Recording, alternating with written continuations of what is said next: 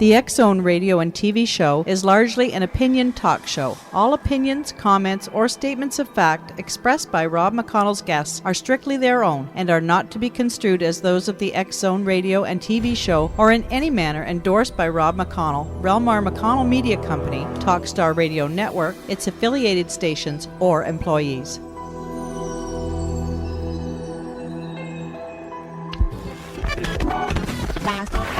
All Hit Radio.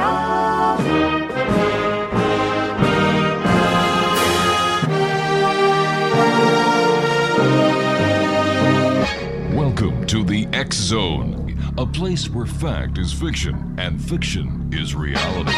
Now, here's your host, Rob McConnell.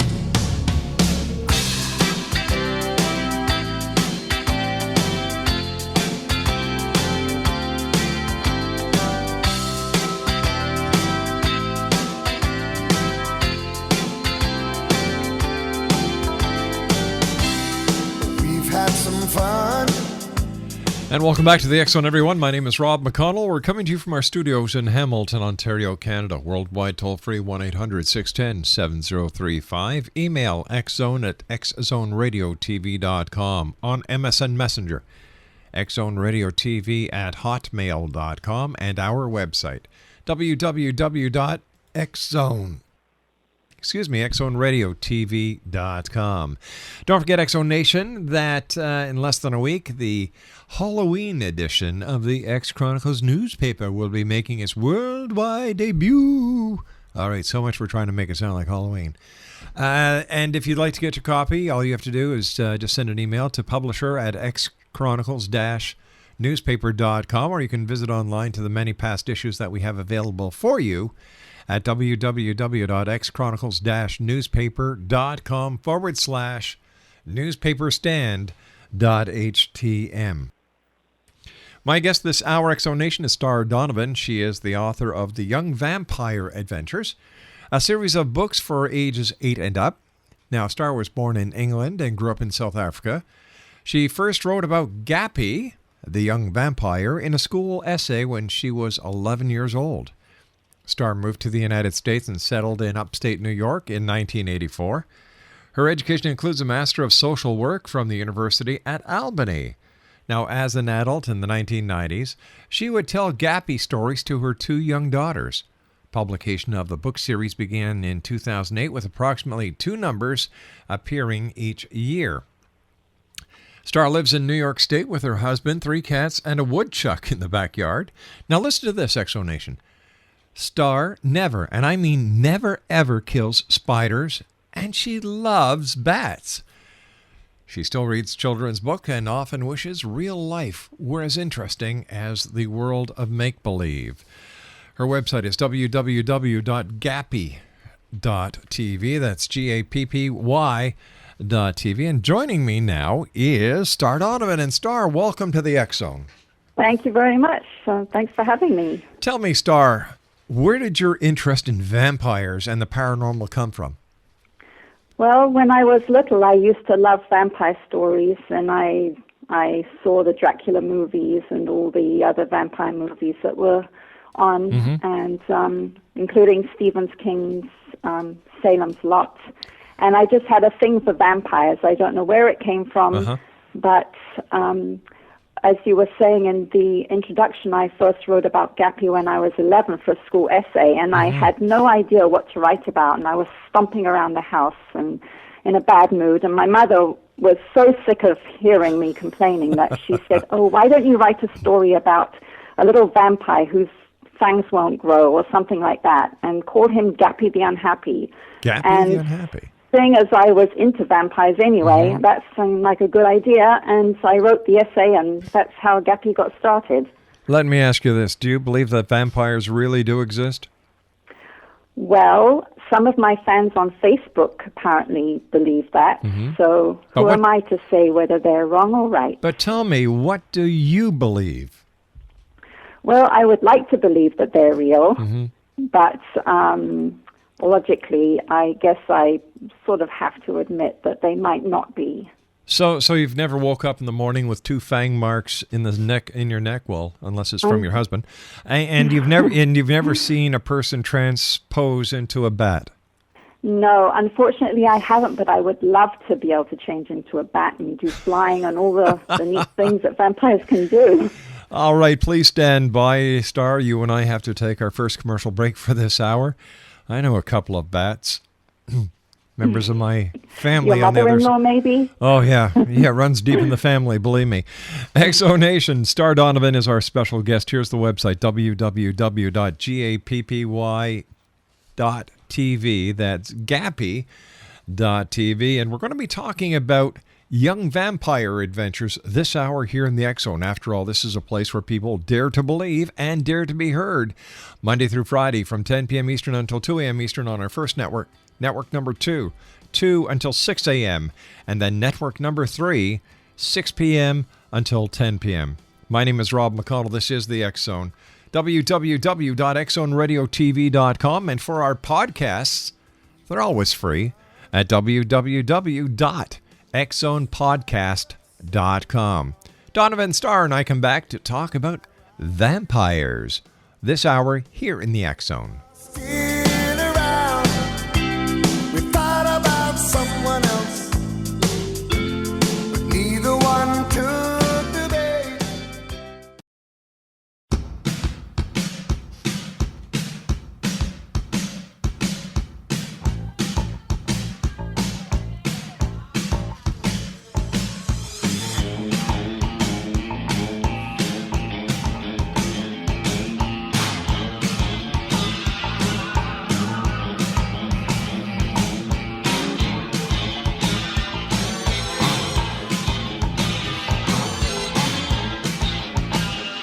And welcome back to the X Zone, everyone. Star Donovan is my special guest. www.gappy.tv. That's Gappy TV. And first of all, tell us a little bit about yourself. You know, you talked to us about how you came to write about Gappy. But why did you, I understand Gappy was the unhappy, but why vampires? Why not a ghost? Well, I guess I was more into vampires than ghosts. Oh, okay. I've seen Casper the Friendly Ghost, but it just didn't do it for me like the way Dracula did. Tell me, why do you think in today's society so many people are showing a greater interest in the paranormal than any other time except during war?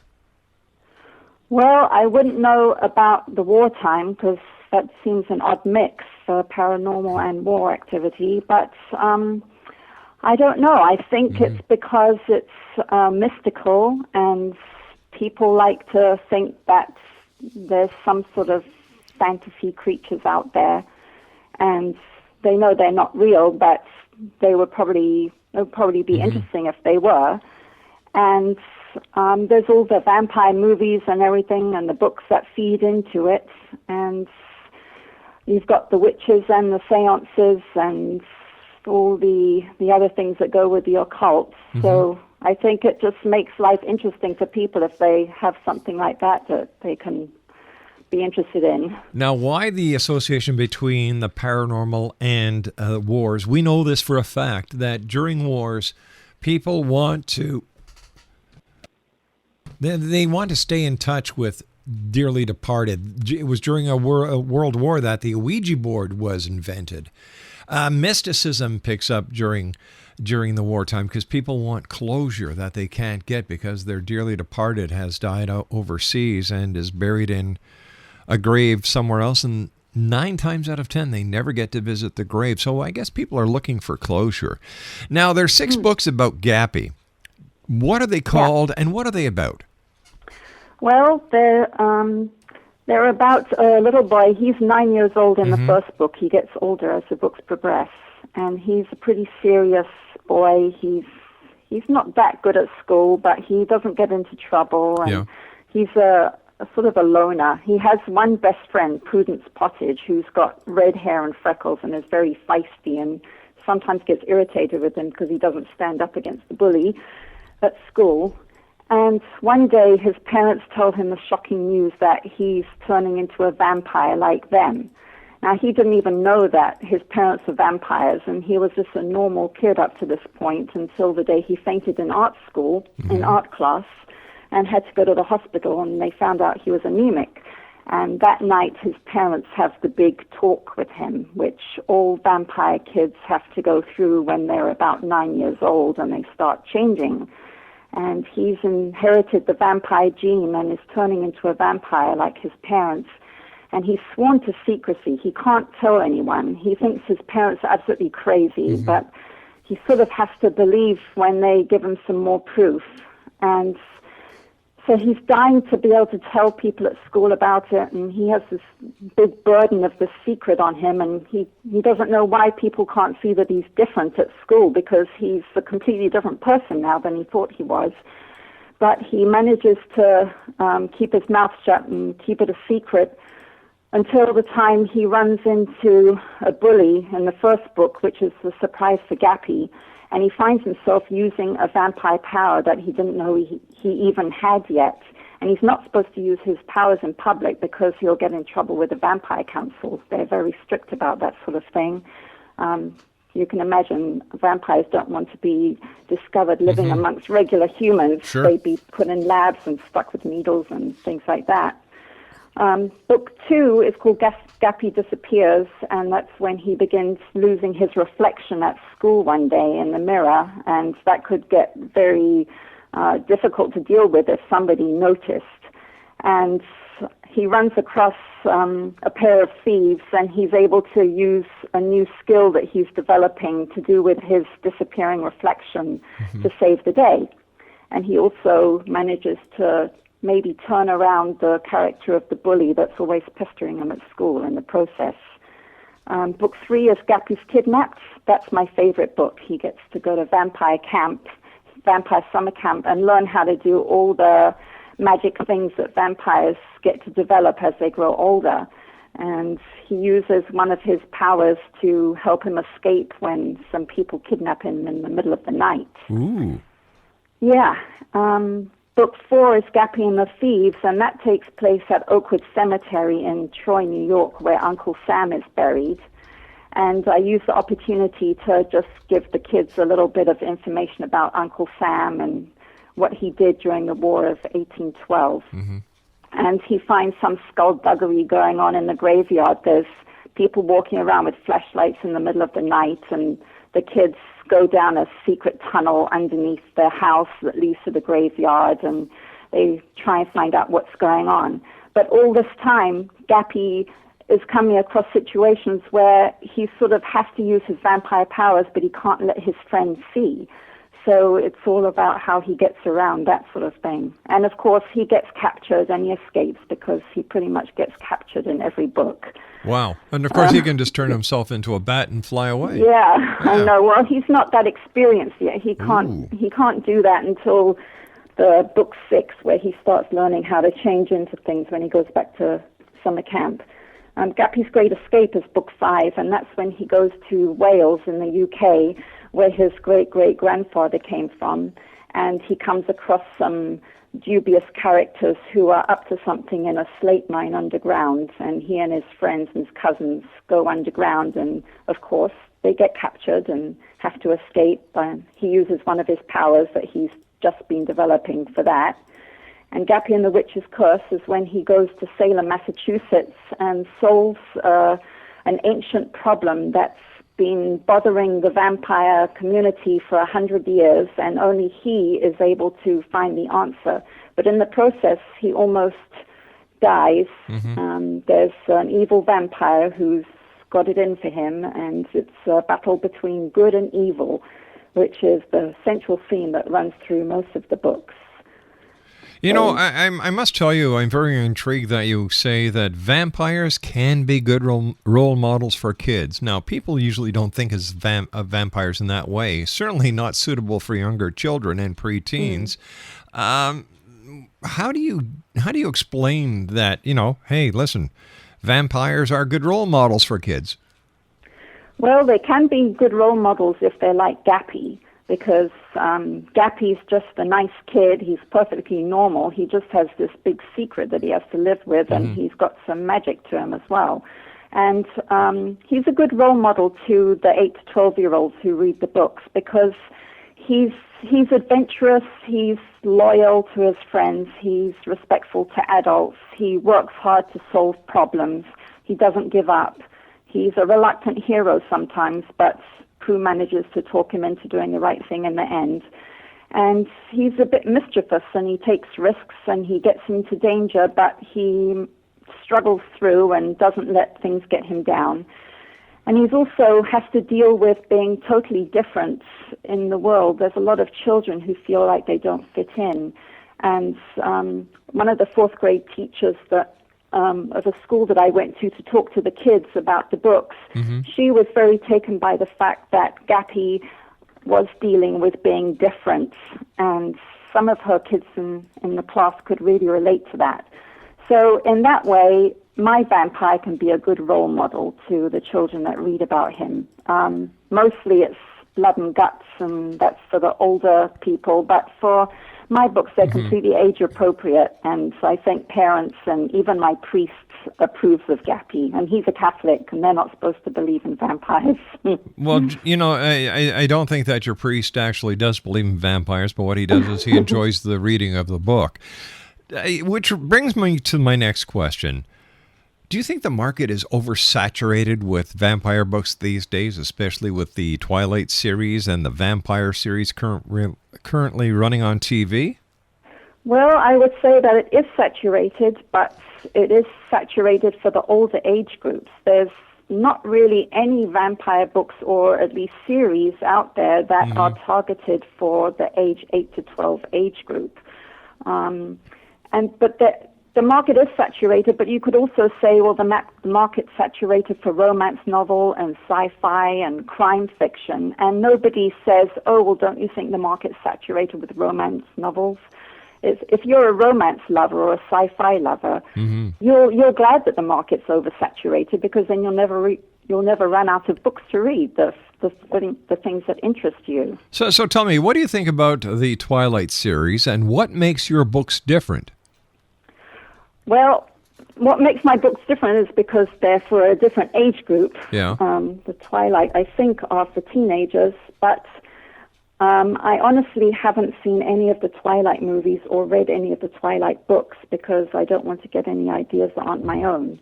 I just want my imagination to be a fresh canvas. And so I can't really answer how my books are different. I think it was probably funny to think of a vampire author that hasn't read Twilight, but that's me. I haven't. Okay, you've got a master's, I believe, in social work, and how does your background and experience help you writing books for children?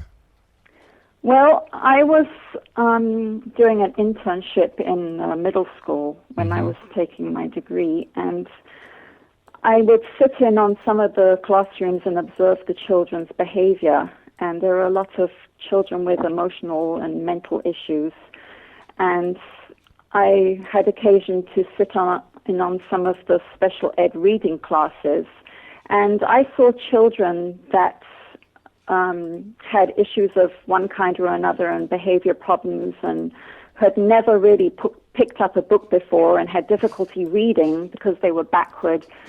And I saw them reading Harry Potter. All right, we're gonna hold you right here because we have to take our news break. Cliffhanger: Harry Potter, vampires, witches, and much more. This hour here on the X Zone with my special guest, Star Donovan. Her website is www.gappy.tv. And Star and I will be back on the other side of this commercial break. So whatever you do, don't bite someone in the neck unless you really mean it. We'll be back. Don't go away.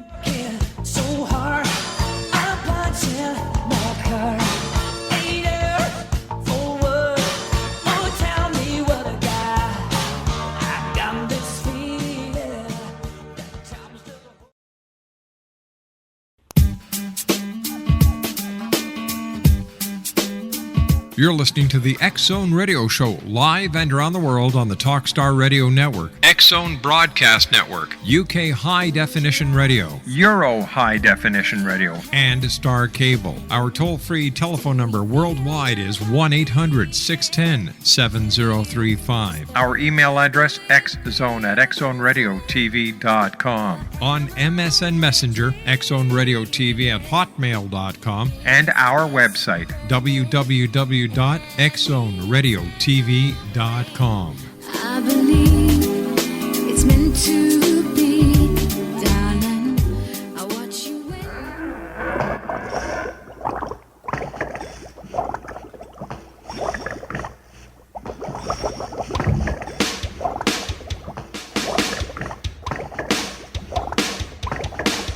I was working in the lab late one night when my eyes beheld an eerie sight. For my monster from his slab began to rise, and suddenly, to my surprise, He did the mash, he did the monster mash. the monster mash. It was a graveyard smash. He did the mash, It caught on in a flash. he did the mash. He did the monster mash. But my lovely Welcome back, everyone. Star Donovan's my special guest this hour, and we're talking to Star about the Young Vampire Adventures. Gappy is the young gentleman's name, and her website is www.gappytv. That's www.gappy.tv. And I was wondering, Star, if you can tell me how reading about vampires can actually help literacy. Well, as I was saying before the break, I was observing special ed reading class, and the children were reading Harry Potter at the time. And children who hadn't picked up a book in years were having problems reading at school and weren't very interested because of emotional or mental issues. I actually saw them getting really excited about Harry Potter, and they were engaged in the stories, they were interested, they were making huge efforts to read out loud, and it was so great to see. I love children's books, and I have some favorite British authors, and Harry Potter really resonated with me because I'm British, and the way that the books are written is very British. And I remembered being really excited by books and the warm, fuzzy feeling I got from reading them, and I wanted to impart that to children myself. So that also helped me get a move on and start writing for children. And it was a help having the background and experience, too, that I had. And I made my the first two books very simple, deliberately, for the younger end of the age spectrum, for maybe 7 to 9-year-olds, with the reluctant reader in mind, to get them interested in the character, but it wouldn't be too much of a burden to have to read the book. And then when they got a little bit interested in him, the second book is longer, and then the third book is about twice as long as that, and they get rapidly longer and more mature language and sentence structure as they go along. So I hope I'm doing my bit to encourage children to read, and they can follow along with Gappy and read older material as Gappy ages along with them. Tell me, what is the hardest part about continuously writing a children's book? Where do you get the ideas from? Well, for books 1 and 2, I knew pretty much how book 1 started, but I basically didn't have a clue what was going to happen after Gappy got the big news. But I have this kind of magic phenomenon. It's sort of like automatic writing that you hear from psychics. When I have a pencil in my hand and I start writing longhand, ideas just kind of flow through my pen, and I find my pen just writing down neat stories, and it's like I'm outside myself, and I'll look at the page and I'll think, hey, that sounds good, or, oh, I like that idea. And then once I get rolling, it's much easier to keep going. I do get my ideas in weird places, sometimes when I'm in the shower in the morning, sometimes when I'm daydreaming, driving down a particular stretch of road.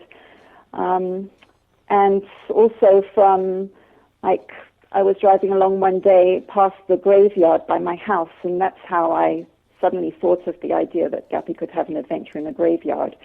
I didn't used to like writing outlines for books. I know that they tell you in school that you should do that, but I found it very hard because I never knew what I wanted to write about ahead of time. But I actually got the idea for book 3 and ahead of time of roughly where it was going to go in the end. And so I tried writing an outline, and before I knew it, the magic with my pen was working, and the outline was rapidly becoming pretty much a big synopsis for what the book would turn out to be. And I liked that so much that I used it for books 4 and 5 and 6 as well. It's like a roadmap, and it keeps you on track if you know, I have to write this section now, and then I write that section. But I do find that I often start writing the middle of the book where the action is happening because I just can't wait to get to the exciting part. And then once I've got that out of my system, then I'm calmer and more able to write the beginning stuff that leads up to the exciting part. So tell me, Star, have you yourself ever had a paranormal experience? Do you believe in vampires? Do you believe in things that go bump in the night? Is Halloween one of your favorite times of the year? Well, Halloween is pretty cool because you have the vampires and the trick-or-treating, and it's all eerie at night, and vapors coming out of people's mouths in the dark when they're going around trick-or-treating. But I have had a couple of really weird experiences happen to me while I was writing book 6. Share them with us. Well, in book 6, I had been immersed in the Salem witch trials of 1692, and I'd been thinking about nothing else for the past month or two because I was editing my book, and I went to a place called the Book Barn near my house, and I was looking for a birthday present for a friend of mine who's a chemistry professor, and I thought it would be neat to get him an old-fashioned chemistry textbook. Right. So I asked the guy where to look for it, and he directed me to this bookcase, which was filled with really old textbooks bound in that sort of cloth binders, and they were all like muted red and brown and gray colors. And so I was looking at these textbooks for like 1940s to 1960, and suddenly this hardcover, white-covered book stands out among all the other darker colors of the old-fashioned books. And I pulled it down, and it was In the Devil's Snare by Mary Beth Norton, written in book 2002, and it was a history of the Salem witch trials of 1692. And what's the odds that somebody would have misfiled exactly the subject that I was writing about in amongst the old chemistry textbooks, which have nothing whatsoever to do with fiction? So that was one thing that happened to me. I'll tell you something, that would freak me out. Yeah, it really did. I told the bookstore guy about it, and he started telling me some long, involved story about something that happened to him, but I think he was just pulling my leg. It didn't sound very credible. You want to hear about the other thing that happened to me? Oh, yes, please. Yes, please. Well, I had been writing this scene at the end of book 6, and I don't really want to do any spoilers, but it's about this person coming to life. It's an invisible person, and actually it's a skeleton, but that's all there is. And then suddenly the veins start appearing, wrapping around the body, and then the organs start appearing, the heart and the lungs and things, and then the muscles start joining on to the organs, and the ligaments and the tendons come in, and then the blood vessels are weaving all around and in and out. And then the skin comes and it starts creeping over the whole thing until it's eventually a fully grown man. Well, I was taking a break from writing this scene, and I came into the lounge and just flipped on the TV. And they were at the beginning stages of the movie called The Invisible Man. Oh, yeah. It has Tom Hanks in it. Yes. And they were in doing a scene where this big gorilla or some huge monkey was being injected. He was invisible, and he was being injected with a serum that would make him visible. And as it traveled through his veins, the veins became apparent, and then everything else started filling in, the organs and the muscles and the tendons and everything.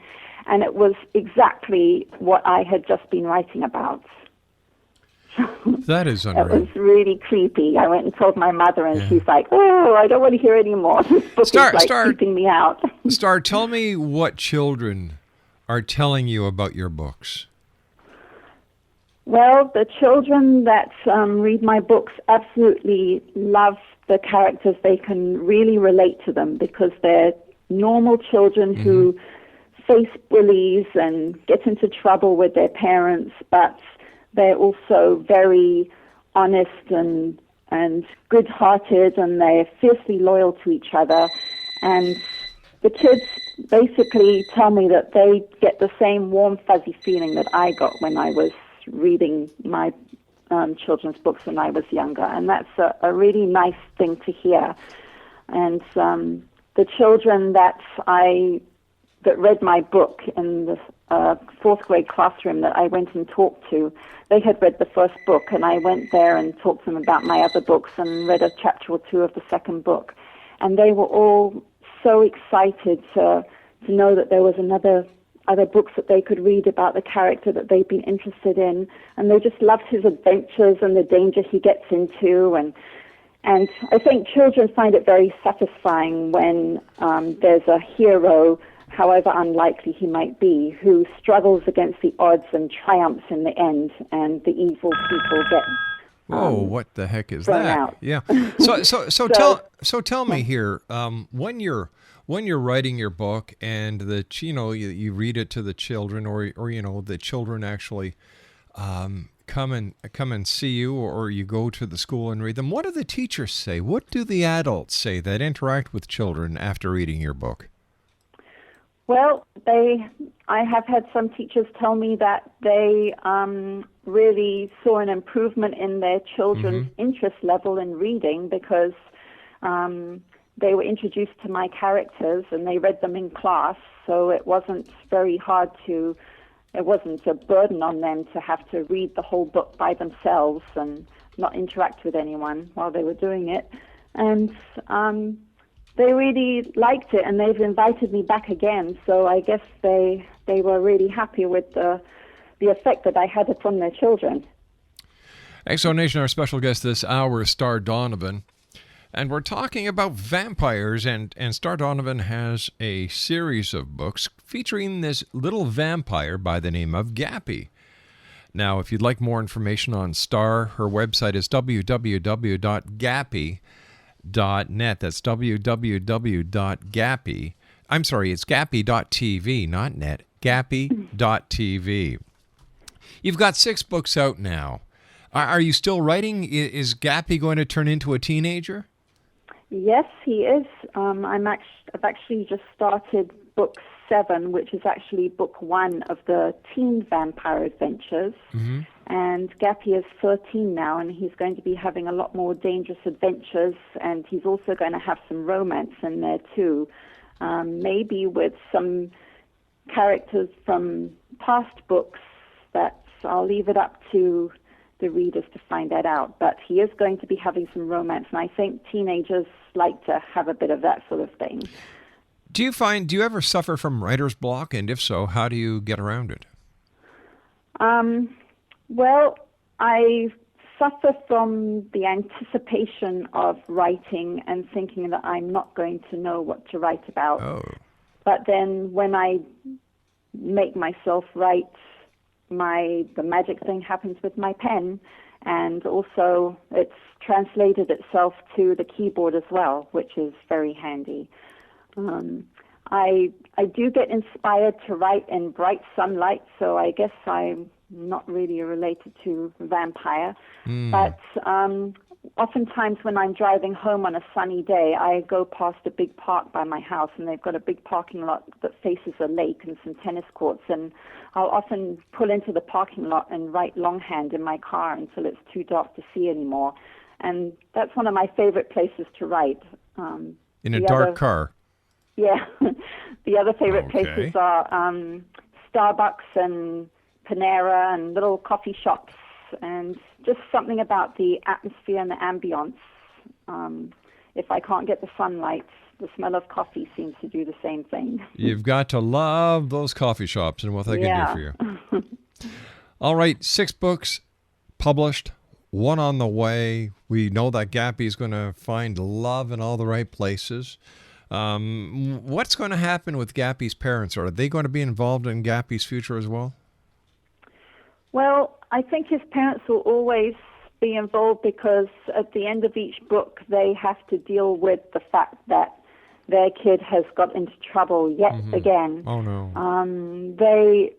They can get really cross with him sometimes because he just goes willy-nilly into danger without sort of considering the consequences. But they're also proud of him because he usually tries to do the good thing and save other people and help people and that sort of thing. So, yeah, I think Gappy's parents are going to be around. All right, Star, stand by. You and I have to take our final break for this hour. Exonation. Okay. Star Donovan is our special guest. She's the lady behind the Young Vampire Adventure series. So far, a series of 6 novels about a young vampire. Her website, www.gappy.tv. That's gappy.tv. And Star and I will be back on the other side of this commercial break. So whatever you do, don't go away. My name is Rob McConnell. This is the X-Zone. We'll be back. I love Natari in the castle east, to the master bedroom where the vampire...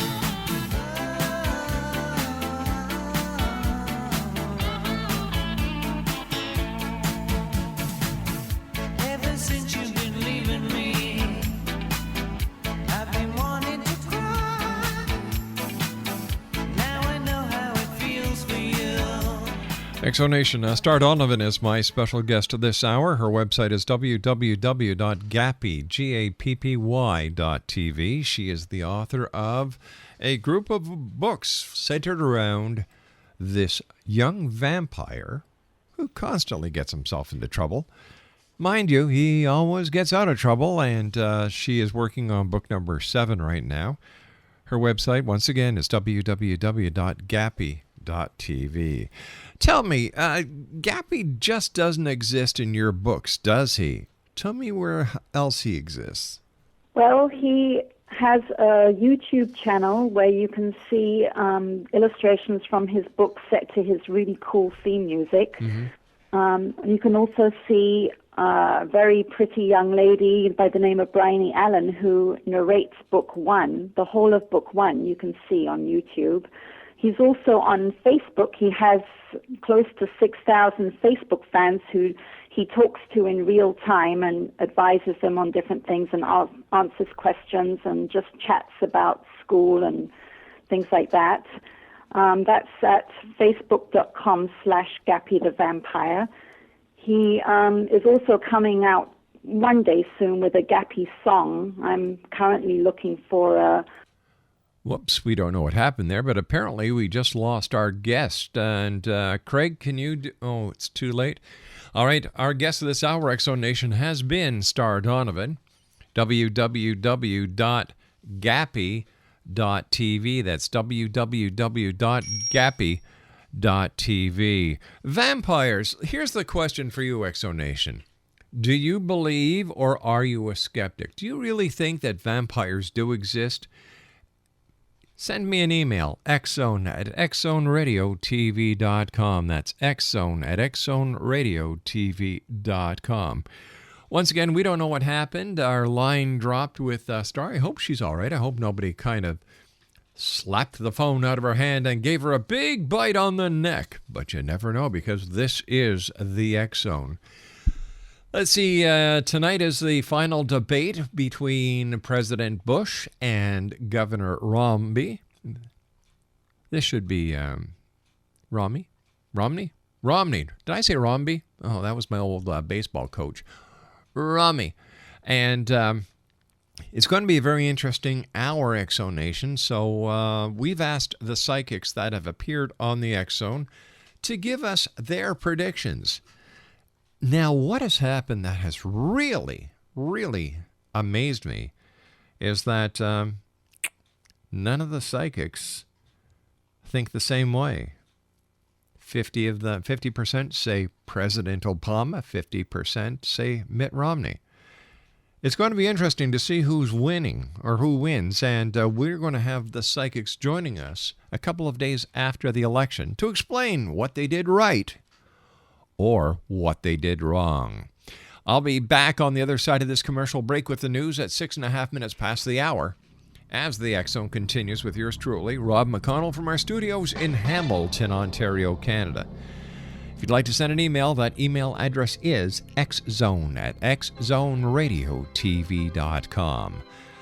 Oh, the X Zone, a place where people dare to believe and dare to be heard. Vampires, witches, ghosts, and goblins. Couple more days to Halloweeny. I'll be back. Don't go away.